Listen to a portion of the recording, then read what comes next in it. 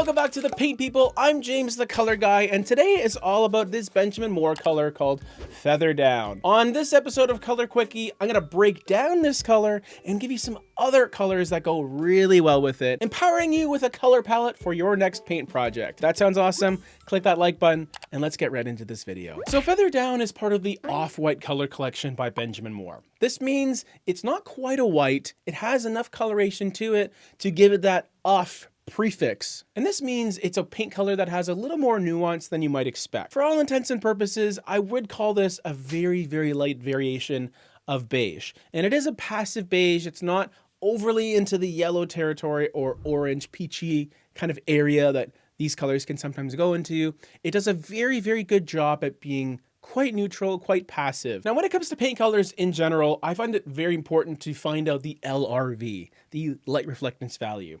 And Benjamin Moore makes it really easy, unlike other paint companies. It's right on their website underneath the Shop Now button. And as you can see, that LRV is right around 73. So this means it reflects 73% of the light that hits it. The higher that number gets, the brighter it appears. So my sweater might have like a 90 LRV because it's a nice bright crisp white. Now Feather Down's warmth does come from that kind of yellowy beigey warm side of things, and I find colors of that ilk, if that's the right use of that word, they tend to coordinate really well with colors in the green family, which I'm a big fan of. And spoiler alert, I have picked some color pairings in the green family, which we'll get to in just a second. Now, in terms of how I would use Feather Down on an interior painting project, I think it's more versatile than you might expect. It is light enough that you could justify using it as a trim color, so on things like baseboards and doors and frames, although it will be an off-white choice. Don't expect it to be really bright and crisp and poppy.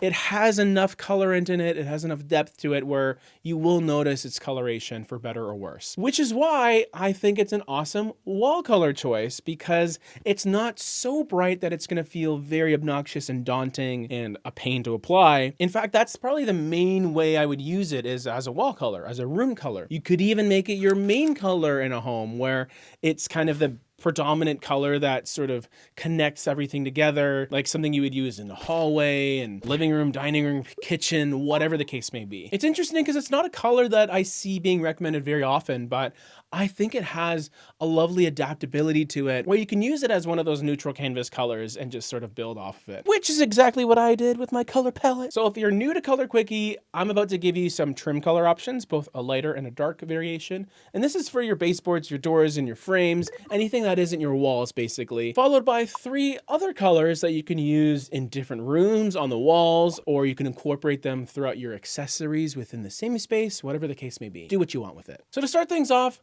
my first choice for a trim color would be a much brighter white paint color that maybe has a bit of that creaminess to it, and it's called Mountain Peak White. So this is a paint color that's about 15 points brighter or lighter than Feather Down. It has an 88-ish LRV, which is in that upper echelon when it comes to white paint colors. So it's gonna look really nice and crisp, and it's gonna pop off of the walls. Yet it also still leans in that warm side of things with a crispness, but also a little bit of a creamy quality to it, which I think works perfectly. So this would be kind of a default choice for most people. If you wanted Feather Down on the walls, Mountain Peak White would be an awesome baseboard color. Also, you can continue it onto your doors and your frames. But if you're looking for a darker alternative, maybe something a little more dynamic, or you want some darker doors framed by Mountain Peak White frames, Castle Peak Gray would be my choice. And as you can tell, hopefully, this is not your traditional gray. This is very much a dark green, albeit on the toned down shaded side of things. It's almost a mossy green with a taupe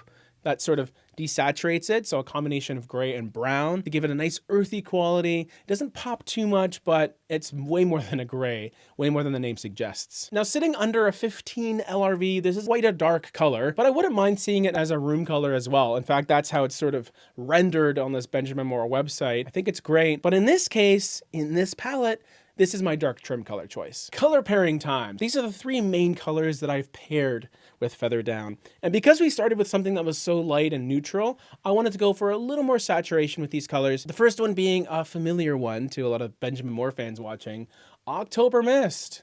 Of course. This is a beautiful, soft, sage green that I really enjoy. It was all the rage a couple years ago, but I still think today it's just as relevant. It has about a 46 LRV, so that makes it pretty much a mid-tone paint color. And what that means in practical use is you're kind of sitting in the middle of the road. So not too dark for a lot of cases, not too light where it'll just seem like it's an off-white or something very, non-specific. There is some saturation here. So this is going to be one of those secondary colors, I would say, in the color scheme where maybe you don't use it everywhere. You just use it in specific rooms where it'll really suit. And I think it suits a lot of spaces. So very versatile color, kind of a nearly neutral based on how passive and sort of toned down it is, but brings some color to the table and more importantly, to this palette. Next up, we have an AF color from the Affinity collection.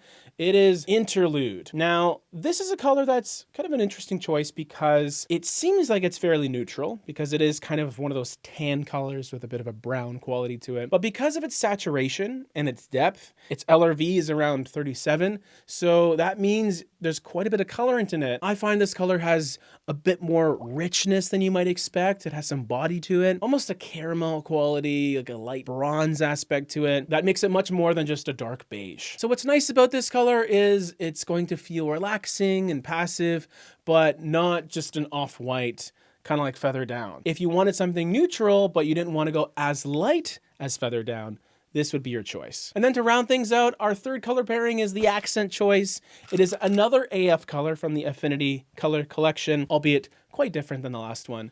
It's simply called Luxe. And it's advertised as having gray undertones, which add mystery and allure to this distinct violet. What I get from it is more of a deep periwinkle, so a combination of a cool blue and purple, and then gray to desaturate it a little bit. It's still vibrant, especially compared to the other colors on this list. That's why it's an accent choice. So anything you want to accentuate and bring attention to, that's where you use an accent color like Luxe. And you'll see how much of an accent it is when you see it all together with the other colors in this palette. What do you think of this palette? Let me know in the comment section down below. And don't forget our Patreon where we have exclusive content every single Sunday. And for our Prime members, you also get a color palette from me every 3 months. Link in the description if you want to check that out for even more paint people. And we got another video right over here if you just want to stick to YouTube for now. I don't blame you.